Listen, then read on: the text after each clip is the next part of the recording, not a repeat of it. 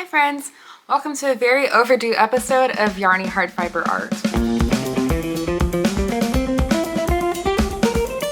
My name is Jess. You can find me on Instagram at yarnyheart, and this is the show where I talk about all the yarny things that I've been up to. I really have no excuse for how long it's been since I last sat down and filmed a video. I believe my last update was yarn shopping in Korea. So that was, I believe, like a month ago at this point. I feel like I really just have no excuse. Things have been a whirlwind. Crazy things have been happening in general, also within my life. And I just feel also like coming back from my trip, it took me a long time to really get back on my feet. In terms of like reestablishing my regular routine and things like that. And then also, of course, with the holidays coming up, like things are getting busier. But I mean, none of that is really an excuse. So like I said, I really have no excuse for how long it's been since my last podcast. But all that aside, I have so much to share with you. I have two very huge finished objects. I have, I believe, two new cast-ons to share, and then a very like out of left field work in progress update from a project that's been hibernating for a little while that you might remember from several podcasts ago. But that's kind of what I've got for you. No acquisitions this time around because I blew plenty of money in Korea and particularly plenty of money on yarn. If you're interested in hearing more about those acquisitions, please check out my previous video, Yarn Shopping in Korea. I'll also link it in like a, what are they called? Cards? I think they're called cards, but I'll put a card here with a link to that video so you can check out that one and see what kind of fun yarn that I picked up on my trip. Without further ado, let's get into it because we have a lot to get through. So I will start off with my first finished object, which is what I'm wearing right now. This is the Vilma top by Gregoria Fibers. Also, yeah, it's been such a long time since I sat down to film a podcast that I certainly feel very like rusty. And I feel like I might forget to say things that I would usually say on my podcast. So just bear with me there. But if there's anything that I forgot, I'm probably going to correct myself down in the, where I would usually put the caption here. But I will do my best to remember everything that I usually do on my knitting podcast. But yes, once again, this is the Vilma top by Gregoria Fibers. It's kind of crazy because the last time that you saw this was also the first time that you saw this. My previous podcast episode, I had just started the Vilma top, and I had maybe only like this much of it around finished, and now it's just, it's completely done. So this certainly feels like a time skip, so I'll try and fill you in on the details and everything as best I can.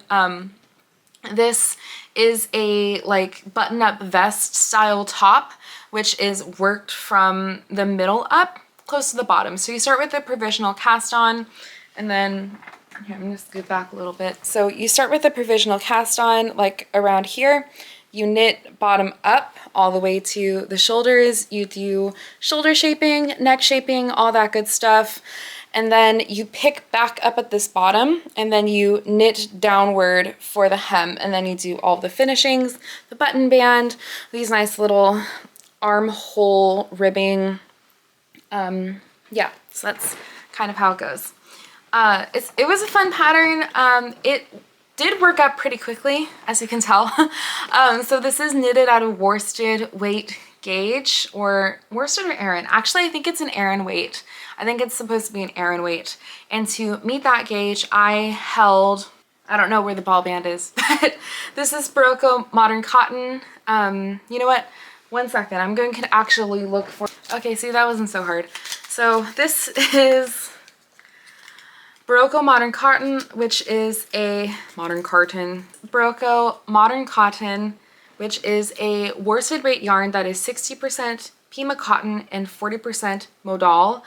And this is the color 1627. I don't know if that means anything to anybody, but it's like this pale yellow color. And in order to meet gauge, I held it together with, this is Isair Alpaca 1, which is a lace weight 100% alpaca. I do not know the color number off the top of my head, but it is kind of like this more like mustardy, slightly more tonal or heathered kind of yarn. And so holding these together, I got the fabric for this top. Gregoria Fibers suggests using, or the suggested yarn for this pattern is a 100% like Peruvian Highland wool, which this garment was advertised as like a summer top. And at least in the climate where I live, 100% wool is not at all a summer appropriate garment. I could argue that it's not even really like a fall spring appropriate garment. And I did want to be able to wear this kind of more throughout the seasons. It's finally starting to get real cold in Northern California. I say that, but then like, I'm sure if you are here watching from the East Coast or the Midwest or somewhere where it actually snows, when I say that the highs are in like the mid 50s and that's super cold for us, like you'll probably laugh at me. But it's finally getting to weather where it is acceptable to wear a sweater. So this will probably be like shoved back in the closet for the most part until spring comes again. I guess I will say oh yes, so that is one thing. I did run out of yarn. So this, part of why this took me longer than it could have, in the sense that I was on track to finish this even before leaving for Korea, except I ran out of the Barocco Modern cotton. Because I had bought these together, and I actually did buy it to knit this top, but I was kind of like right at the edge of like being within the range of like the suggested yarn quantity. I was kind of riding the edge there. And I even cropped this, even like, cause it is already cropped, but I cropped it slightly more just because I was playing Yarn Chicken. And then I ended up not having enough when I got to the portion where I was doing like the finishings, the button band and stuff like that. And I briefly considered trying to swap it out with this other leftover 100% cotton, which is a sport weight. So I considered holding this double and holding it with the alpaca to do the finishings, but the color was just too different. And even though it would have only been for the finishing, so it's not like I was trying to replace like the body, any part of the body with this color, but I was, you know, thinking to myself like, okay, would it really be that ugly, for lack of a better word, if I just use that lighter color just on like the ribbing and stuff? But in the end I decided that's not what I wanted to do. That's not really the look that I wanted, and that I should just be patient, order the right yarn, and then finish it. So I did that, and of course, as you can see, like I barely used any of this, so I have a lot left over for something I have no idea what. Yeah, but aside from like that, really was the main obstacle of me finishing this project, because I mean it was kind of down to the wire, but I was like, oh, you know, like if I can finish it in time to wear it in Korea, that would be really nice. But that did not happen. Yeah, so I ordered the yarn right before I left for Korea, so it arrived a couple days after I left, and then when I came back I just picked this back up, finished it real quick, and now it's here. Yep. And these buttons are just cheap little things that I got off Amazon. I kind of got a lot of them, so you might see these buttons reappearing in another cardigan in the future, possibly. Because it did come with quite a lot of them, but I liked the look. I kind of liked the vintagey look of like the gold, the pearls and stuff like that. I just thought it kind of fit well with this style of top and how I would be styling it. Because it's a cute top. It's very like cottagecore-y, and so I figured that, you know, I would be wearing this in a very like feminine kind of styling, so these buttons would coincide with that. Yeah. But yeah, part of the reason why I finished this so fast also is because I was listening to the audiobook for Fourth Wing at the time.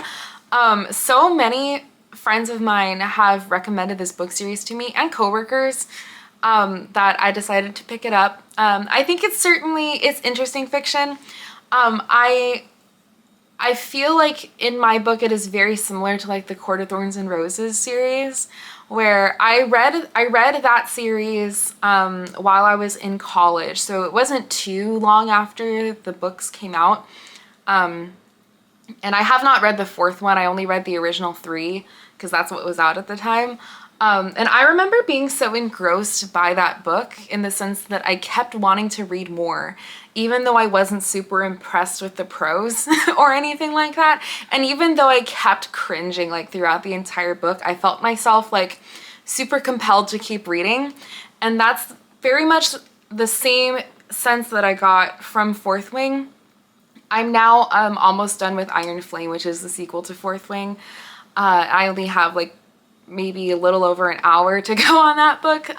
You know, they're good. They're very engaging books, I would say, but they're certainly not fine literature, is my overall take. But because I was listening to the audiobook, this is the garment that I was really working on pretty much exclusively while I was listening to Fourth Wing. And so that's kind of also why I was able to chug through this a lot faster. I've never really been an audiobook person in general. And I think partially because the audiobooks that I selected were not like, I don't even want to say that it was not good reading or it wasn't even a good book. It was just not a good fit for me. And I've heard a lot of people say that is a common experience with audiobooks, that you kind of have to like try different ones until you find one that like clicks, and like not all of them are going to be good, or like you won't like all of them. So I did definitely experience that. But one nice thing about having the audiobook is my like knitting entertainment is that, as opposed to like when I'm watching TV, like when I've got Gilmore Girls on or whatever, you know, it's like I do find myself wanting to watch the show, right? Which is completely fine if, particularly if you're doing just like straight stockinette on something, like that's easy. But even if you're doing straight stockinette, like I feel like I do knit slower because I'm trying to balance watching it and watching what I'm doing every once in a while. And then of course it slows way down if you're doing something more complex while watching TV, right? Not to say that I don't enjoy that. I do definitely enjoy that, but I feel like with the audiobook, because it's only audio, I'm able to completely focus on my knitting. And so this totally flew off the needles while I was listening to an audiobook. So I might dip my toe more into audiobooks, going forward. I know that some books that I have heard a lot of buzz about but never got around to reading, like This Is How You Lose the Time War is one that's been on my read list for like forever. Recently I've heard about Legends and Lattes. I think that might be the next one that I pick up after I finish Iron Flame. And was another one, The Poppy War, I've also heard a lot about. I'm sure listening to this list, you're like, girl, your genres are like all over the place. Like I know Poppy War is not absolutely not like even remotely in like the young adult fantasy like genre, like the young adult romantasy genre. I know it's not, but before the comeuppance of young adult romantasy as a genre, I definitely started in like the adult fantasy genre. Like I grew up reading a lot of adult fantasy, and that's kind of like my true love, I feel like, when it comes to fiction. Like one of my favorite book series is the Kingkiller Chronicles, which is only 2, I know. But I loved the Kingkiller Chronicles. I grew up reading Sword of Shannara series, Lord of the Rings, that kind of stuff. So definitely, I think it would be fun to see how more adult and high fantasy translates through audiobooks. So something I'm interested in exploring. I just went on an entire tangent about audiobooks and reading and stuff, but yeah. So all that to say, this is my Vilma Top by Gregoria Fibers. And I think I did mention all the things that I wanted to about this. So it's a very enjoyable knit. I think it was the perfect balance of complexity and simplicity. because it's a lot of stockinette in between, but then every row you are doing something because you have to continue this eyelet column. And then every once in a while, you know, you get the little like flower motif here. So yeah, definitely a fun knit, very engaging knit. I highly recommend it if you haven't made it yourself. I think it's super cute. I think it's super versatile, super duper wearable. I'm going to be wearing this a lot when the weather turns warmer again. Yeah, that's my top. So my second finished object, I do not have with me anymore because it was gifted to my boyfriend. But I have talked about it plenty on the podcast. It is my Seek Seek jumper by the Petite Knitter. I'm going to bug my boyfriend for photos, and so I will most definitely have photos to share, whichever side of the screen they fit better on. I don't remember. I think it's this side.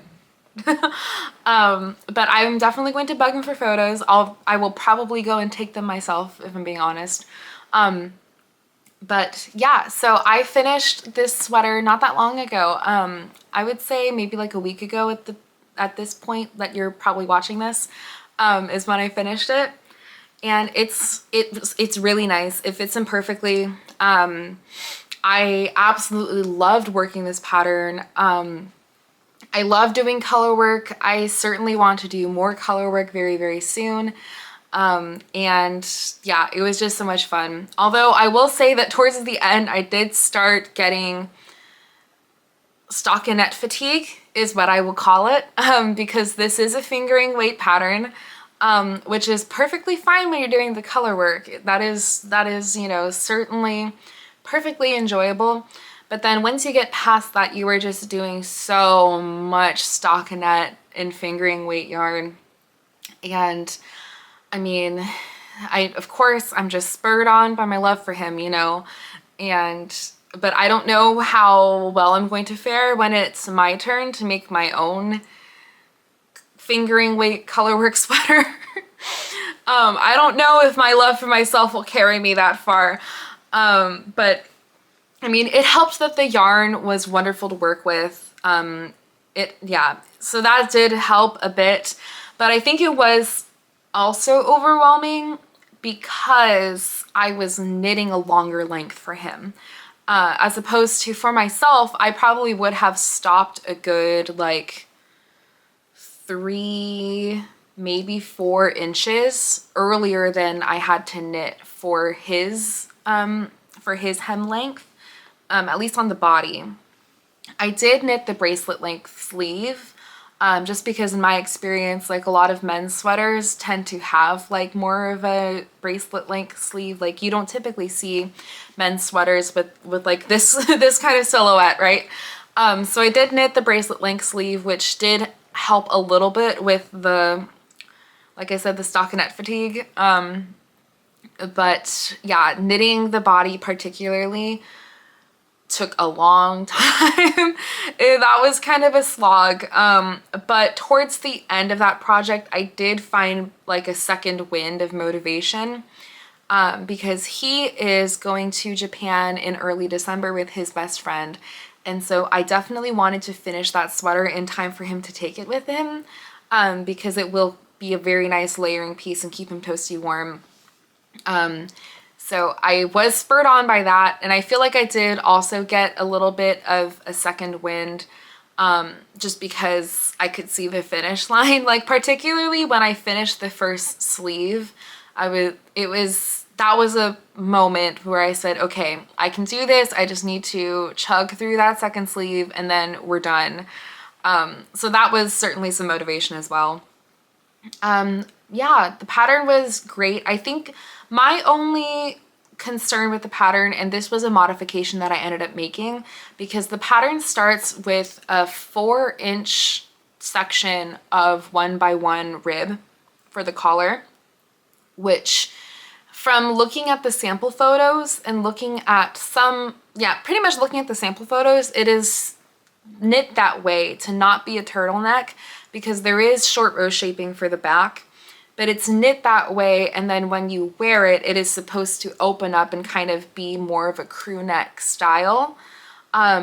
But it was something that concerned me during the knitting process, because when I would look at it and when I would kind of try it on in between stages, it was not opening up like that, and it was still kind of standing pretty high like here. And I know that I know that he didn't want a turtleneck. I'm also not a huge fan of a turtleneck kind of collar. And so, you know, I kept telling him, I'm like, you know, like, this is what it's supposed to this is what's supposed to happen to it. It's supposed to open up. But I kept telling him, I'm like, if it doesn't though, then it's super easy for me to just sew it on the inside and make it like a folded over collar, which would make it certainly like a crew neck. And so, so I left that for the very end after blocking it, after everything.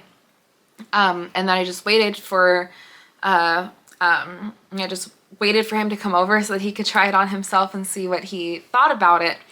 Then he tried it on, and sure enough, the collar was still like pretty much like, it did open up a bit, but really not a whole lot. And it was still kind of at like his mid throat section. So kind of more like a mock neck, shape. And he wasn't too fond of that. I wasn't too fond of that. And so I said, okay, no problem. I'll just sew it down on the inside, and then it should be better. And so I did end up doing that, and I think that ended up being completely perfect. That certainly was not a design element in the original pattern, but I think having the folded over neckband, like, what is it called? Folded over neckline, I think really complemented the pattern. It looked really good. And then once I did that, everything just sat very well and very correctly on his body. So I think that was the best possible move, to the point that when I go to knit my own pattern from the Petite Knitter, if it has a very similar kind of like 1x1 rib section at the top for a long time, similar to the Seek Seek jumper, if it is that, then I might just fold it over from the start, which I did. I can't remember if it was something that I showed you. No, I don't think I showed you this yet. But I will show you coming up, because I also did this with my next work in progress. Or not the next one, but another one that I will show you today. I also did the same technique that I am talking about, where you knit that 1x1 rib section for your neckline, but then if you are intending to fold it over and sew it down, instead of sewing it down at the end, when you're done knitting the neckband, then you put one side, or you start with the provisional cast. I'm not explaining this very well. You start with the provisional cast on, you knit the neckband, and then when you have it twice the length that you want it to be, you put the provisional cast on a separate set of needles, you fold it together, and then you knit both sides together to make it stretchier. And so I liked that silhouette to the point that if there's a similar style of neckband in the one that I'm knitting for myself, I'm just going to do that from the get-go and not even bother with like waiting to see if it opens up. It was interesting because I looked at the project pages after I knitted like the first little bit of the yoke, and it wasn't opening up. So I was curious, so I went to the project pages, and I feel like it was kind of a 50-50 split of people who had their neckline sitting correctly, like it looked in the sample photos. And then like 50% of people all had it where it was like a turtleneck, like up to here. So I'm not really sure why that is or how that happens. But if this helps anybody who is knitting Seek Seek or any similar pattern, if that is what's happening to you, don't fret, just wait until the very end. If it still doesn't fit the way you want it to, then literally just sew it down on the inside and boom, we've got a crew neck sweater. So yeah, aside from that little hiccup, it was great. I loved the pattern. It was very well written. It fits him like a charm, so there's that. And yeah, I mean, I don't feel like I really don't have much else to say. It's a very typical like top-down circular yoke sweater with no body shaping. And then The sleeves just have like a regular rate decrease to have like a tapered sleeve. I think when I do mine, as long as I have enough yarn to do it comfortably and not worry about it, I think I might want to make mine more of a straight sleeve or like a balloon sleeve and just like cinch it at the end, just because that's the kind of silhouette that I like having on my sweaters, my sweater sleeves. But it is certainly something that I haven't given a whole lot of thought to yet. I think it will depend on how much extra yarn I have for my size when I start digging into the pattern to make my own, which, by the way, I had mentioned previously, so I didn't mention it this time, but I'm not making Seek for myself. I would be making Sasky for myself in the future, but it remains to be seen when that future is. Yeah. Oh, I didn't even mention the yarn. So the yarn that I used for this was from Playful Day Yarns, and it is on their yak fingering base, which is 80% wool, 10% yak, and 10%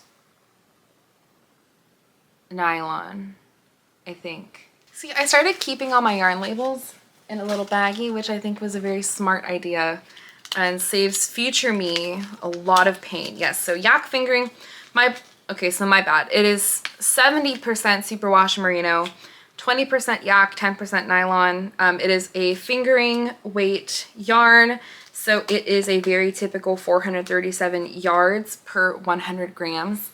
And this is, I mean, it's a pretty typical fingering sock adjacent kind of yarn. And this was in the colorway Moon Rock, which I believe was an exclusive colorway for the Bay Area Yarn Crawl last year, which the Bay Area Yarn Crawl is happening again next year. Did I say last year? No, I meant this year. The only year that they have had the Bay Area Yarn Crawl so far, which was earlier this year in like March-ish.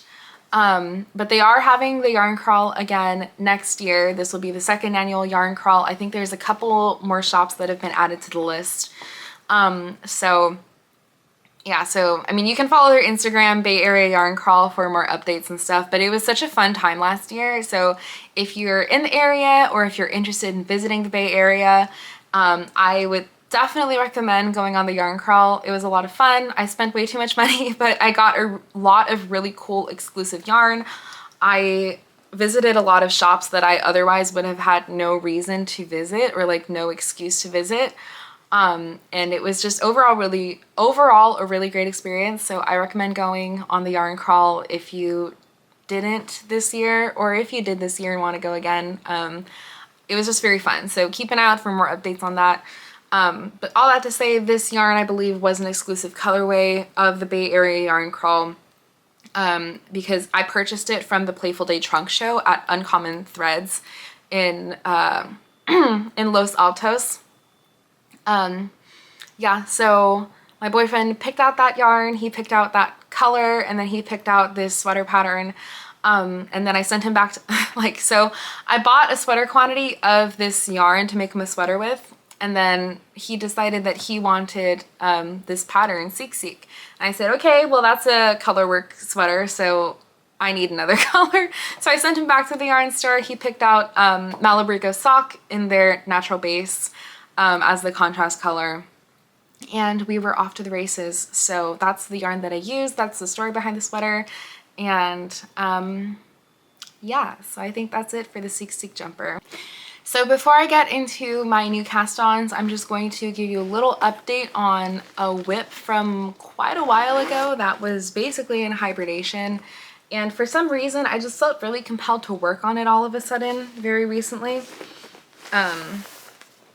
But this is a fluffy monstrosity. This is a very fluffy monstrosity. But this is a cardigan that is based on the Sweet Spring cardigan pattern by Drops Design. This is a free pattern by Drops. I say based on because I have made a lot of modifications to this pattern based on the amount of yarn at my disposal. So the yarn that I am using for this, thrifted. This was from a yarn swap event that was held back in January by Uncommon Threads, the same shop in Los Altos that I mentioned previously. But I went to this yarn swap and there were, I think, 4.5 balls or 5.5 balls, maybe 5.5 balls of this complete mystery yarn called Corrine by Wendy. Of course, I'm familiar with the yarn brand Wendy, but this yarn Corrine has been discontinued for, I believe, a very long time, and the ball band did not have very much information on it in terms of what yarn weight it is, or in terms of how much, like they didn't even have like the yardage meterage on the ball band. So I actually had zero idea of how much yarn I was working with here. All that it said is that they were 100-gram skeins, and the rest for me was basically complete guesswork in terms of how much yarn was in each skein. But it is 100% acrylic. I think it's technically broken down, like they have different amounts of like acrylic, polyamide, and like nylon, but essentially it's all acrylic. I mean, it's pretty much all the same at that point, right? So I only have one ball left, and this is how much sweater I have. I feel like I could have knitted a smaller size in this, but the drops pattern was also very vague in terms of the sizing, because they only have it listed. The sizes listed are small, medium, large, extra large, and double XL. And there is no garment measurements whatsoever. So you just have to choose a size based on vibes and hope it all works out in your favor. But I definitely feel like I could have knitted like 2 sizes smaller than this comfortably and been okay. I did choose the extra large just because I had really zero reference of how large each size was going to be. So just based on yarn estimates, because I believe they said that the large was 200 grams and the extra large was 225 grams. So I literally chose the size based on that, which is also super inaccurate because the suggested yarn for that pattern is Drops Kid Silk, held double, I believe. Yes, held double. So the suggested yarn is Drops Kid Silk, held double to make a fingering weight, and then it's knitted at a very loose gauge. And for using this yarn, I had wanted to find a pattern that I could knit with a fluffy yarn at a very loose gauge. And I was kind of figuring that this would probably be the equivalent of like a fingering or a sport weight. So I swatched, I met gauge perfectly and continued on with this pattern. But like I said, it was absolutely impossible to tell how much meterage I was actually working with here, on top of being impossible to tell how big each size was in the drops pattern. So I really just was not setting myself up for success in any way here whatsoever. But I think at the end I'm going to end up with I will end up with a garment, and I think that regardless of the result, that will be better than sending 5.5 balls of acrylic yarn into a landfill. I would rather use that than throw it away. So regardless, I should be proud of the result, I feel. But yeah, so this started so this is a raglan cardigan, top down, pretty much stockinette all over, but it does have a little like lace border at the edge, front edge, and then it has a cable and lace motif down each sleeve. But aside from those little details, it's just a top-down raglan cardigan. Once I got to a certain point in the raglan increases, this started absolutely gobbling up my yarn, and yeah, so I feel like that was kind of an oversight is what I'm going to call it. But what I did end up doing is for me to try and I'm not going to win yarn chicken. That is not going to be a thing. But in order to make the best garment I could with the yarn that I had, what I did is I knitted all the way to the sleeve split, and then I knitted a couple rows past that, and then I broke the yarn and I picked up one of the sleeves and I just knitted that sleeve as far as the rest of that ball of yarn would take me, which ended up being, this is kind of a 3/4 sleeve or a little less than that when it's on my body, but it's very oversized. So I feel like I do have some styling options there with just kind of like this short cropped, kind of cropped sleeve, like oversized fluffy cardigan. I feel like I will have some styling options. Like I think especially in like on a summer night with like a tank top underneath, I think it would be cute that way. But like I said, I'm happy to have a garment instead of just chucking this into a landfill. So because I did that, and this is how far I got on that sleeve, my plan now is to pick up the other sleeve and knit to match this first one. And whatever is left over of the yarn, I will add to the bottom of the body of the cardigan. Because although I'm okay with it being cropped, this is like really cropped. But what's more important is that the sleeves match each other. So as long as the sleeves match each other, then I can take whatever I have left and just knit down for as long as I can. There is supposed to be a border around the neckline and kind of like a button band here. I'm not sure yet if I'm going to omit that. I don't know yet if I'm going to omit that or if I will be able to reserve some yarn to do that, or I will just knit just the finishings with this other slightly fuzzy pink acrylic yarn that was a hand-me-down from a sorority sister, which obviously is not the same color, but just use this for the finishings and have that be the intentional look. So have not decided how that will go yet, but I think I keep saying this over and over again, but I feel like having made a garment out of this yarn that I thrifted that otherwise would not have been anything, I feel like that in itself I feel like that's an accomplishment for me. So I'm proud of that, regardless of the outcome. But that's, yeah, so I kind of like exploded in progress on this as well. I really don't know why, I just got a sudden urge to work on it.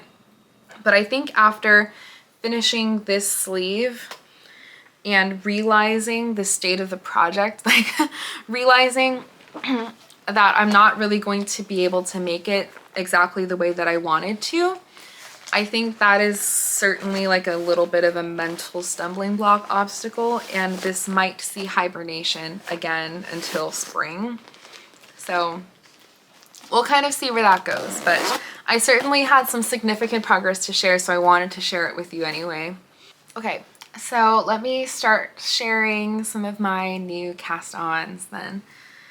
So as you can see, I've got the sock bag, and you might be thinking to yourself, what do you mean a new cast-on? Weren't you working on a different sock? Yes, I was working on a different sock, but that particular sock was being knitted with 3 different colors, and I also was at the point where I was ready to start the heel, and I was about to leave for Korea, and so I kind of thought to myself, this feels like a lot of materials to take with me traveling, and I'm also kind of at a part of this sock where I don't necessarily want, like, it's not a mindless part of the sock, if you know what I mean. Like doing the heel flap and stuff like that, I'm like, I'm going to really have to think about that.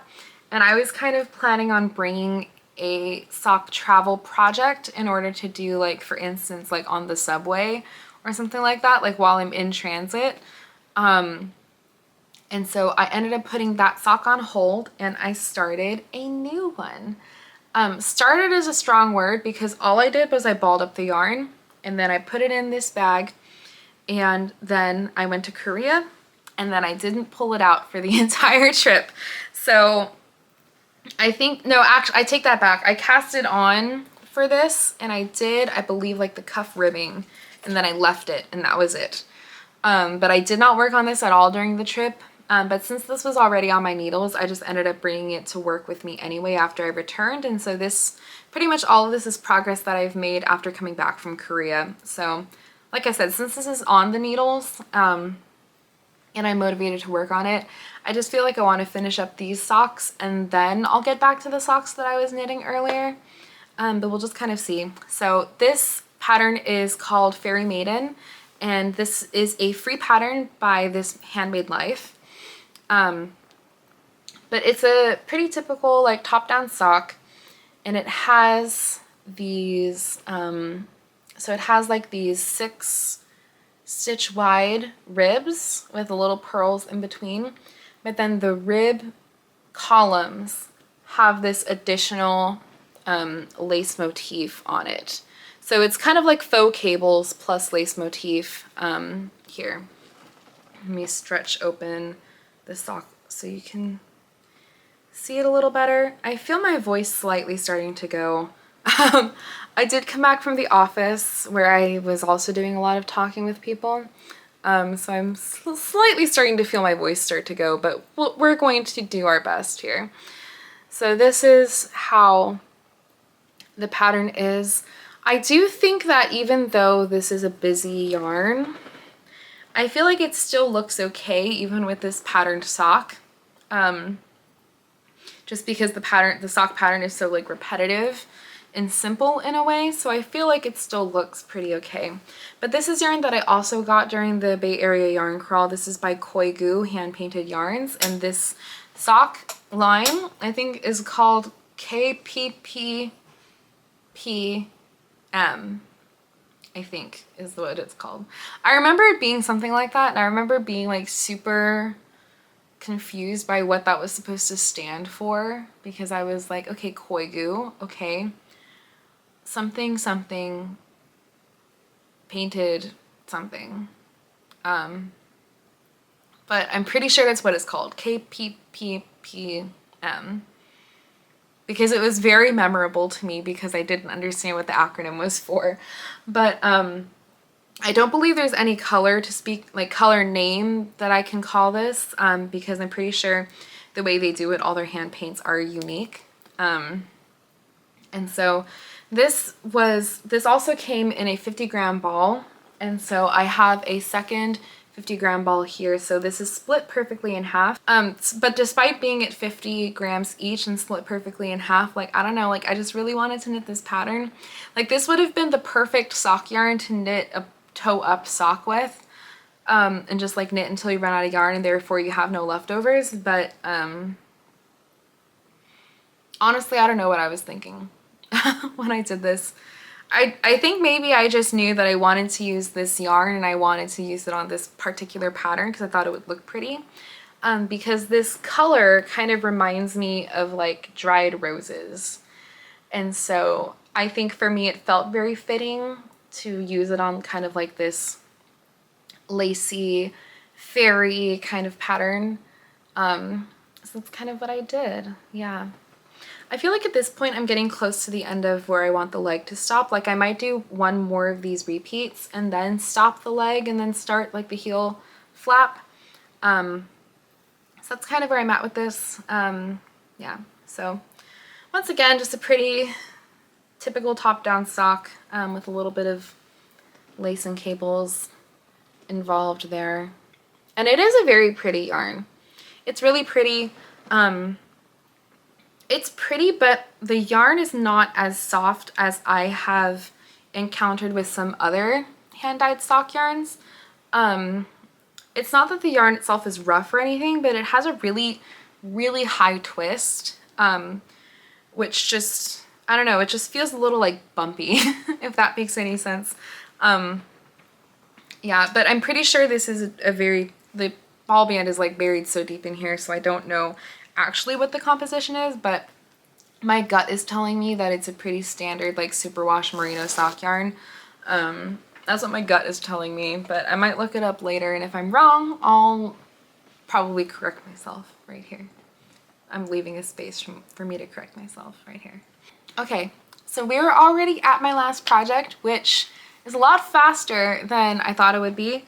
But this is a new cast on, which will be quite shocking when I show you how much I've done. But in my defense, this was my plane project to and from Korea, and then after I got back, I've been working on this I've been working on this and Seek Seek in tandem, and then once I finish Seek Seek, like all of my attention has gone onto this one, because it's really nice. The yarn combination is lovely. I'm really loving this pattern. So let me unfold this for you to show. But this is Foxberry by Starry Nordland.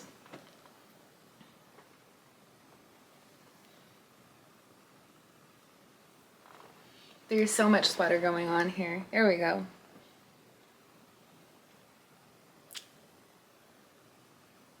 Ta-da! So as you can see, this is already pretty close to done. I'm at the cuff end of the first sleeve, because it is also so it's a tapered sleeve here, but then the motif, the lace and bobble cable, there's no cables, but the lace and bobble motif comes back for the very end of the cuff. And so I'm just at that part, and once I finish that part and the cuff ribbing, I'll be done with one sleeve. Then I will just do the other sleeve, and then I will just pick back up at the bottom where I have it on a very small barber cord for some reason, and I'll just knit ribbing at the bottom. But yeah, so this has been crazy, but it's been so nice. So this is a circular yoke top-down sweater, and the yoke has this motif with baubles and lace. It's called Foxberry because according to Starry Nordland, the lace panels look like fox faces and the baubles look like berries. But I am knitting it in this beautiful forest green color. Not even forest green. I've been calling it a moss green. So the two I am holding, this is a 100% superwash merino sock yarn held with a Suri alpaca and silk lace weight. These are the two yarns. This was also purchased at the Bay Area Yarn Crawl. I'm finally getting at the point right now in my projects where I'm getting to like all of my yarn crawl yarn like kind of at the same time, which is completely fine. But this is Earth Yarns sock base, which is, like I said, 100% superwash merino. I believe this is the color Grape Leaf.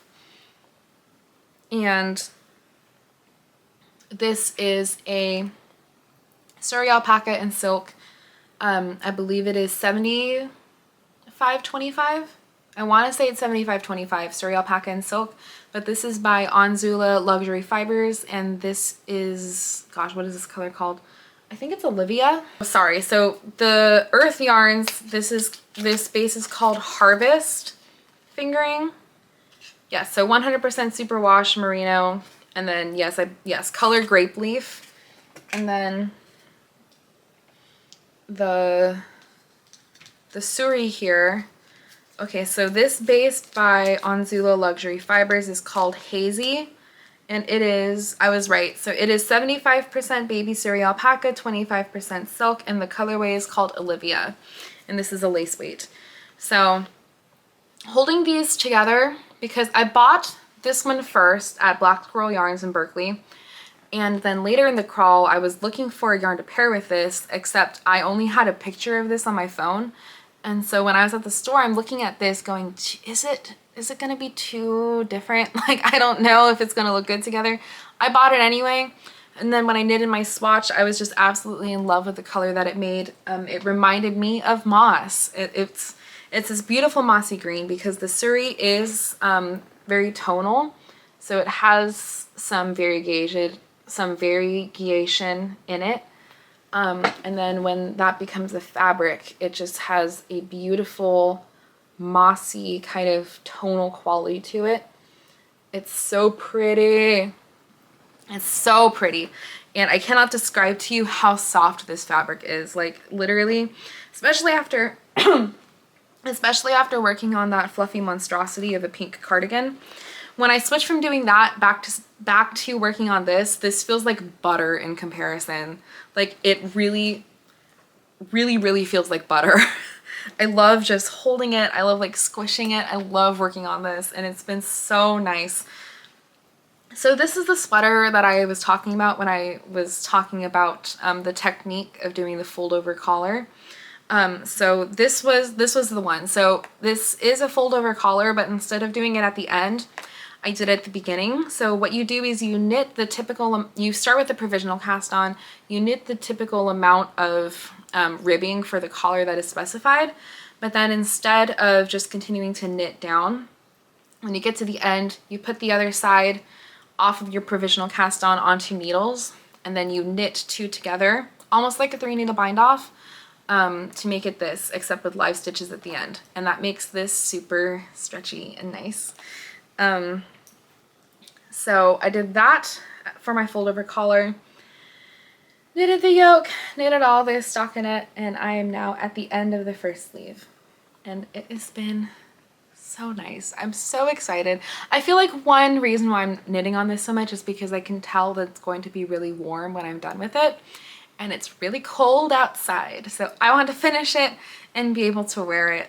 So that's been kind of where all my focus and attention has been going on this. My plan is to finish knitting both sleeves before I do the bottom ribbing, just because I am not at all concerned about running out of my Suri alpaca, but I am a bit concerned of running out of my fingering weight sock yarn. Just because I knew going in that this had a lower yardage than the lace weight, but my hubris, I didn't think it was going to be a problem, because I bought this without a pattern in mind, which was also partially a mistake. And you know, I could order more, but because, I mean, like I could order more, but I am concerned about differences in dye lots. And so I feel like if I was going to have a different yarn, I would rather have it on the bottom ribbing than on the other sleeve. So my plan is to knit both sleeves, see how much I have left, and then decide what to do on the bottom for that. But you know, like if anything, if I have a shorter rib section, that's not the end of the world. It'll be okay. But definitely I want to make sure that my sleeves are full length, and then crop the bottom if necessary. But I feel like I'm probably going to be okay. I hope. Fingers crossed for me. So that was all that I had to share with you in terms of all the knitting that I've got done.